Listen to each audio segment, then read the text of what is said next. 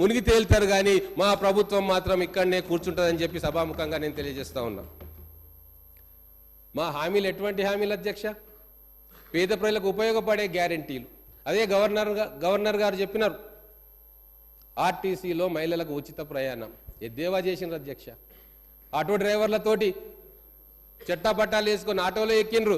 Charter ఫ్లైట్ల విదేశాలకు వెళ్ళే వాళ్ళు ఈరోజు ఆటోలో తిరిగే దుస్థితి పట్టిందంటే అది మా ప్రభుత్వం ఘనత, ప్రజలిచ్చిన తీర్పు ఘనత.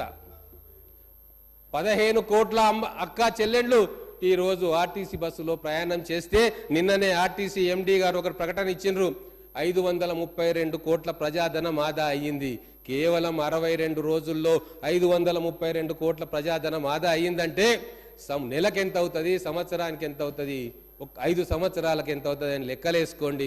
14,000 కోట్ల ప్రజాధనం మా ఒక్క గ్యారెంటీ తోటే ఆదా అవుతా ఉంది. ఇది ప్రజలకు ఇచ్చిన మేలు కాదా, ప్రజలకు జరుగుతున్న మేలు కాదా అని చెప్పి నేను ఈరోజు మిమ్మల్ని అడుగుతా ఉన్నా. తర్వాత మేమేమన్నాం అధ్యక్ష? టీఎస్పీఎస్ ప్రక్షాళన చేస్తామన్నాం. చేయలేదా అధ్యక్ష? నిరుద్యోగులు ఎన్ని ఉద్యమాలు చేసిండ్రు, ఆ బోర్డును రద్దు చేయాలి, పేపర్లు అమ్ముకుంటున్నారు, లీకేజీ జరుగుతూ ఉన్నది, అధికార పార్టీ సభ్యులు పేపర్లను అమ్ముకుంటారు అని చెప్పి మేము అనట్లేదు అధ్యక్ష.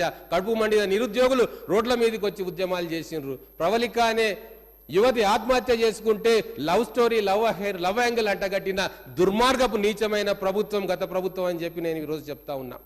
ఈరోజు మేము ప్రక్షాళన చేసి కొత్త చైర్మన్ పెట్టి కొత్త మెంబర్స్ను పెట్టి ఈరోజు పారదర్శకంగా ఒక పరిపాలన చేయాలన్న సంకల్పం ఈరోజు మా కాంగ్రెస్ ప్రభుత్వానికి ఉన్నది అధ్యక్ష. ఉద్యోగాలు ఇచ్చినామని చెప్పి వీళ్ళు ఎలక్షన్ల ముందు ఎన్నో మాటలు చెప్పిండ్రు. కానీ ఎన్ని ఉద్యోగాలు ఇచ్చినావో నీకు తెలుసు, మాకు తెలుసు. గుండె మండిన నిరుద్యోగులను అడిగితే తెలుస్తుంది ఎన్ని ఉద్యోగాలు వచ్చినాయో, ఎన్ని పేపర్ లీకేజీలు అయినాయో, ఎన్ని కుటుంబాలు రోడ్డున పడ్డాయో అది వాళ్ళని అడిగితే తెలుస్తుంది అధ్యక్ష. ధరణి గురించి కూడా మాట్లాడుకోవాలి.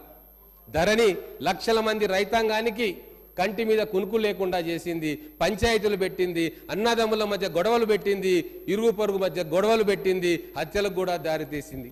అటువంటి ధరణిని ప్రక్షాళన చేస్తామని చెప్పినాము. ఆ దిశగా మా ప్రయత్నం కొనసాగుతుంది. కమిటీ వేసినాం, మా సీనియర్ మంత్రుల నాయకత్వంలో అధికారులతోటి కమిటీ వేసినాం. ఖచ్చితంగా ధరణిలోని లోపాలను సవరిస్తాం, అవసరమైతే ప్రక్షాళన చేస్తాం. రివ్యూ సందర్భంగా నేను కూడా అక్కడ ఉన్నా. మా ముఖ్యమంత్రి గారు ఒక వ్యాలిడ్ పాయింట్ అక్కడ లేవనెత్తినారు అధ్యక్ష. ఎక్కడనో టెరాసిస్ అనే సంస్థ ధరణి యొక్క మాస్టర్ కి దాని చేతిలో ఉంది. అది విదేశీ సంస్థ. దాని మూలాలు ఎక్కడున్నాయో, దాని డైరెక్టర్లు ఎవరో, దాని